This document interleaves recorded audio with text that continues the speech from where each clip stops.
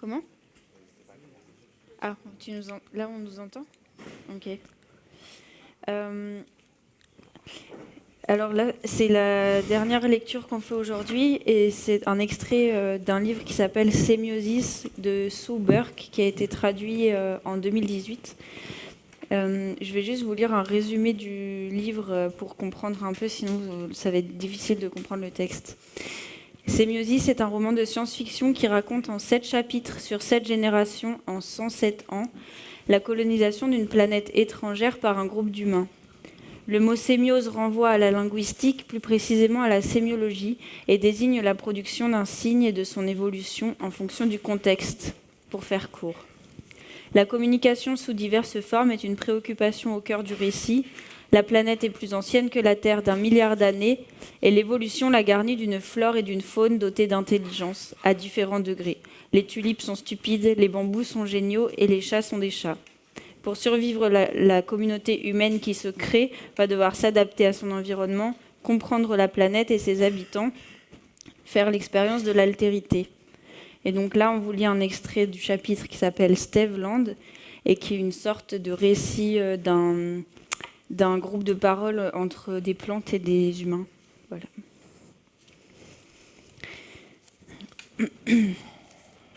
L'eau, c'est la vie. En tout cas, c'est ce que disent les plantes. Je n'ai pas discuté de croyances spirituelles avec les humains, mais ils célèbrent les équinoxes et les solstices. Ce livre a des observations minutieuses des étoiles, et chaque étoile est un soleil. Je soupçonne que les humains révèrent implicitement le soleil. L'ensoleillement étant prévisible, le soleil est un objet de révérence qui convient à des êtres cycliques tels que les animaux. L'eau est vénérée par les plantes, non parce qu'elle est indispensable, mais parce qu'elle est imprévisible. Inondation et sécheresse. Nous poussons et changeons avec le temps, et nous vénérons l'eau. Alors que le soleil se couche, je me prépare à une célébration qui rappelle la fête humaine pour l'équinoxe de printemps. Nous autres, plantes, allons nous réjouir. Les pluies de printemps sont arrivées et laissent le sol très humide. Cela nous cause une grande joie, car nous faisons monter l'eau dans nos bourgeons, et de nouvelles feuilles et tiges se déploient à mesure que l'eau emplit nos cellules. Nous poussons, une sensation source de plaisir et de liesse. Les humains ont repris le contrôle et il y a 2 jours, les verriers ont commencé à communiquer avec eux. Pas tous, mais une communication même limitée permettra une plus ample compréhension mutuelle. Des progrès ont été faits et la pluie nous a servi. Le désastre a cédé la place à l'optimisme et au printemps glorieux. Le printemps est la saison la plus impatiente, passionnante et triomphante. Nous célébrons la vie. Alors que l'obscurité s'installe, nous autres plantes, nous préoccupons de croissance et de catabolisme, mais il nous reste de l'énergie pour nous réjouir et partager. J'envoie du carbure de calcium à mes voisins, qui disposent d'eau à foison pour dégrader ces molécules en acétylène, lequel s'oxyde ensuite en un délicieux éclair d'énergie, distrayant et nourrissant. Je ne saurais exprimer pleinement mon bonheur et la dette que j'ai envers eux. Nous avons la pluie, nous avons la paix, nous avons la vie, nous poussons. Je suis taillée, chantent les lentilles. Bien, Pépi les tulipes, bien, bien, bien, bien, bien. Les ananas m'envoient des isoprènes. Tu as dit que les humains aimeraient les terpènes, disent-ils. Tiens, fais-leur plaisir. Les isoprènes peuvent donner un grand nombre de terpènes utiles, arômes, vitamines ou parfums. J'ai commencé à apprendre la signification de certaines odeurs émises par les verriers, et ces composés chimiques sont tout à fait familiers aux plantes. Certains terpènes et alcools par exemple. N'importe quelle plante peut produire des dizaines, voire des centaines de parfums selon son intelligence, la complexité de ses fleurs et d'autres structures. Et c'est souvent par ce biais que nous communiquons avec les lézards et autres pollinisateurs. Les verriers seraient-ils capables de communiquer avec d'autres plantes que moi ? Je ne suis pas certain que ça me plairait. Le porte-parole des noyers me donne une quantité généreuse d'ion zinc. Bon travail, bon bouffon. Tes humains sont des bons animaux. N'oublie pas notre accord. À quelle distance au sud voulez-vous aller ? Je lui envoie assez de carbure de calcium pour m'éclater une radicelle. Rapproche-moi d'animaux utiles, loin de toi. Je me rends compte que je ne suis pas la seule plante à avoir une racine humoristique. Lesquels veux-tu ? Les putois. Éteints à cause des bambous. Les geckos-dragons. Lents, bêtes et venimeux, parfait pour toi. Quand je pense que les humains travaillent pour une grande herbe colorée qui donne des fruits, qu'est-ce qu'ils te trouvent ? Les frugivores aiment les fruits colorés, lui dis-je. Je les traite bien. Il m'envoie du fructose, le sucre des fruits. Je lui expédie du xylose, le sucre du bois. Avant même de me doter d'une racine humoristique, j'avais compris que le sucre est une substance comique, car sa structure chimique est excessivement tarabiscotée. Le noyer est rarement de si bonne humeur. Du sucre. Saule, palmier, blé, igname, jusqu'aux aulnes mêmes, nous nous réjouissons tous à la perspective d'une saison productive et déplions des bourgeons pour être prêts à accueillir le soleil demain. Les crues de printemps sont courantes. Elles ne sont qu'une vague source d'agacement pour la plupart des plantes près de la rivière. Mais la liane blanche panique soudain. Insectes partis, gros animaux mangez insectes, sève contre les 2 animaux, eau venue, insectes partis.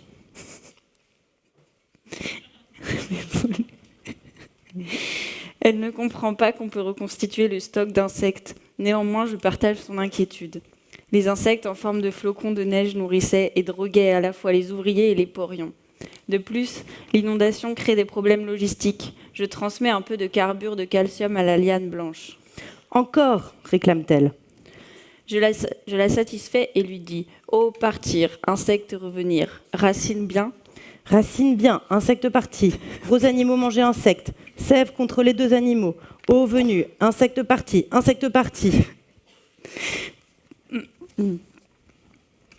Oh, partir, insectes revenir, joie ce soir, joie demain. Je le répète plusieurs fois en saupoudrant mon message de carbure de calcium. La liane blanche finit par se calmer. Les oignons s'expriment à peine mieux que les tulipes, et ils ne sont pas d'humeur festive ce soir. Je ne suis pas sentimentalement attachée à chacune de mes feuilles, mais eux sont jaloux des leurs, car elles sont issues d'un bulbe unique. Les pacifistes ne les récoltent qu'une fois qu'ils ont développé des bulbes secondaires pour la reproduction. Les oignons ont subi des déprédations prématurées aux mains des verriers, jusqu'à ce que le pesticide que je leur ai suggéré les pousse à cesser d'en prélever. Mais leurs champs proches de la rivière sont inondés, ce qui ralentira leur croissance, à moins que ça ne les tue. Je leur envoie autant d'oxygène que possible par l'intermédiaire de mes racines. La noyade est une mort lente et douloureuse. Peut-être que les fermiers peuvent-ils ériger des digues pour les protéger. La pluie a cessé dans l'après-midi, mais le niveau de l'eau continuera de monter pendant plusieurs jours. La vie chez les humains revient lentement à l'équilibre. Ni blessés, ni malades ne souffrent dans le dispensaire ce soir. La crue de la rivière complique la surveillance des verriers orphelins, mais elle les a également isolés. Ils sont trop abrutis par les drogues pour affronter le courant à la nage, de sorte que les gardes peuvent se détendre un peu. Globalement, les orphelins se comportent de manière plus courtoise, même sans entrave. Et certains ont même aidé à récolter de la nourriture, allégeant ainsi la charge des humains. Minerve, la femelle alliée aux orphelins, s'est légèrement adoucie. Mais s'agit-il réellement d'un début de domestication ? On n'a pas de certitude, déclare Cèdre à la réunion quotidienne du Conseil. Qu'on baisse la garde et on risque d'offrir aux orphelins l'occasion qu'ils attendent. Je suis d'accord, dis-je, et Nid me prête sa voix. L'élagage n'est pas encore terminé. Tu es d'accord, s'étonne-t-elle ? La domestication prend du temps. Je devrais fournir davantage d'explications, mais la fête des plantes retient mon attention. Le noyer est en train de développer une blague au sujet de l'eau à partir d'aldose et de cétose. La chute est que l'eau est plate, comme les flocons de neige, bien sûr, mais qui aurait vu les choses sous cet angle ? Ils doivent continuer à nous craindre, dit Cèdre. Je m'efforce de localiser une racine attentive.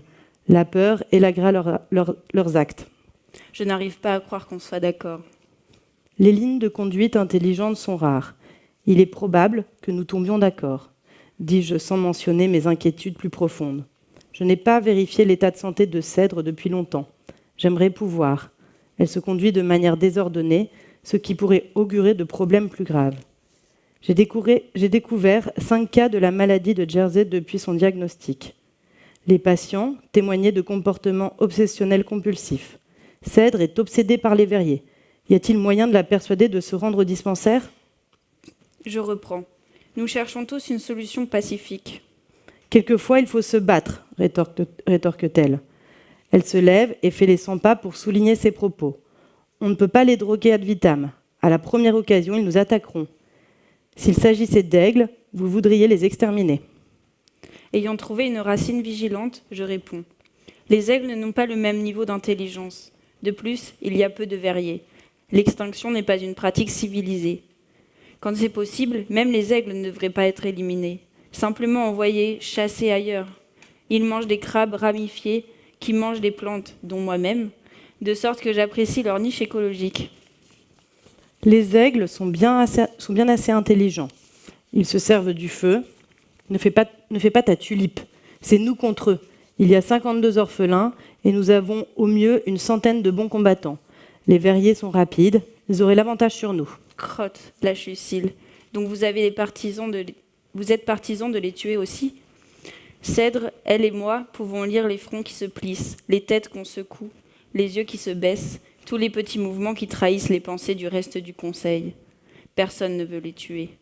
Bartholomé traduit pour voix claire qui assiste à la réunion. Impossible d'interpréter sa réaction. Même si je détecte une odeur, j'en ignore la signification. C'est stupide, dit Cèdre. On pourrait en finir tout de suite. On n'a pas le temps d'attendre les bras croisés. Il faut qu'on plante, qu'on chasse. Qu'avez-vous à proposer ? Attendre et discuter, ce n'est pas un plan, ça. Les grandes phrases finiront par avoir notre peau. Elle s'assied, rageusement, une manifestation de colère déplacée. Les pacifistes ont déjà repris la chasse et le travail dans les champs. Ils ont replanté les cultures ravagées et suffisamment rattrapé leur retard sur les tâches primaires pour s'accorder parfois un peu de temps pour des tâches secondaires. Ils ont récolté des anthères de safran pour produire des épices et posé des pièges à plans rubans qu'ils cultivent pour leurs fibres. Les chasseurs ont tué des cerfs et des oiseaux délogés par la crue, ce qui a permis de préparer de bons repas. Les forestiers ont intercepté du bois emporté par la rivière afin de le sécher pour alimenter le feu en hiver. Les pacifistes ont accompli beaucoup de choses, comme le rapportent les membres du Conseil, et le pessimisme de Cèdre est contesté. Les porions et les ouvriers des femelles coopératives ont rejoint la main-d'œuvre de la cité.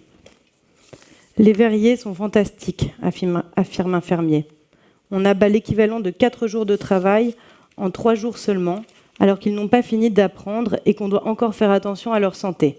Si on arrive à obtenir la coopération des autres, imaginez tout ce qu'on pourra faire. Les gens sourient. Bartholomé traduit et voix claire émet un parfum. Ni hoche la tête. Ce matin, il m'a demandé de produire des flûtes dont le bec serait adapté aux verriers. Leur communication odorante restera sans doute hors de portée des humains, mais je suis en train de développer des organes sensoriels spécifiques et des racines spécialisées pour les comprendre. Voix claire m'a donné des sons et je commence à saisir la grammaire sous-jacente. Par exemple, l'éthanol signifie « bienvenue » ou « détends-toi ». Et c'est l'ingrédient actif de la truffe, que les humains perçoivent comme légèrement sucré et plaisant. « Viens » est exprimé par le méthanol. En revanche, chaque famille possède sa propre odeur qui l'identifie. Une huile persistante sécrétée uniquement par la femelle et qu'on ne détecte que de plus près. Bienvenue ou viens sont faciles à produire et diffuser sur une zone étendue pour les membres de toutes les castes et leurs usages sont nombreux. Identification est spécifique, contrôlée et durable. N'importe qui peut dire « détends-toi ». Rares sont ceux qui peuvent dire « tu m'appartiens ». Voix claire a accordé cet honneur à Lucille, Marie et Bartholomé qui comprennent et apprécient le message. Il y a beaucoup d'autres odeurs. Ceci, c'est du parler bébé, m'a dit Voix claire après la leçon d'aujourd'hui qui concernait le génol, un phénol sucré épicé qui signifie « que vois-tu » ? Ton langage et tes odeurs sont ceux d'un bébé, a-t-elle ajouté. J'ai décidé de le prendre comme un compliment. J'ai acquis des bases. Il y a beaucoup de mutualisme à célébrer. La réunion du conseil prend fin. Les humains et les verriers rentrent se coucher. Merci. Merci.